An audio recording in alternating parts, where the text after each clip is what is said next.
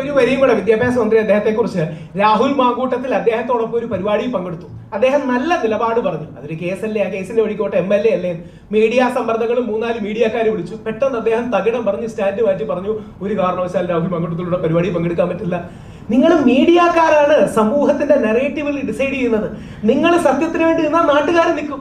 പറഞ്ഞ അവസാനിപ്പിക്കും. ഒരു കാര്യം കൂടെ പറഞ്ഞോട്ടെ, ഞാൻ രാഹുൽ മാങ്കൂട്ടത്തിൽ ഞാനും ഒരു സുഹൃത്തും അല്ല കേട്ടോ. അങ്ങനെ ആരും തെറ്റിദ്ധരിക്കരുത്. ഞാനും രാഹുലും TV ചാനലുകളിൽ സ്ഥിരം നടികൂടുന്ന വ്യക്തിയാണ്.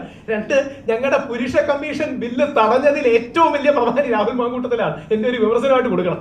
അതായത് 246 നമ്പർ ബില്ല് കേരള നിയമസഭയിൽ വന്നു. സ്പീക്കർ അനുമതി കൊടുത്തു. ദൈവത്തെ ഓർത്ത് ശ്രദ്ധിക്കണം, സ്പീക്കർ ഷംസീർ ബില്ല് അവതരിപ്പിക്കാൻ അനുമതി കൊടുത്തു. രാഹുൽ മാങ്കൂട്ടത്തിൽ ശ്രീ VD സതീശനെ അടക്കം വിളിച്ച് ഈ ബില്ല് അവതരിപ്പിച്ചാൽ അതിനെതിരെ ഞാൻ നിലപാടെടുക്കുമെന്ന് പറഞ്ഞുകൊണ്ടാണ് പുരുഷ കമ്മീഷൻ ബില്ല് അവതരിപ്പിക്കാതിരുന്നത്. ഈ 2025 ഫെബ്രുവരി, മാർച്ച്, ഏപ്രിൽ നടന്ന കാര്യമാണ് പറയുന്നത്. ഇത് വേറെ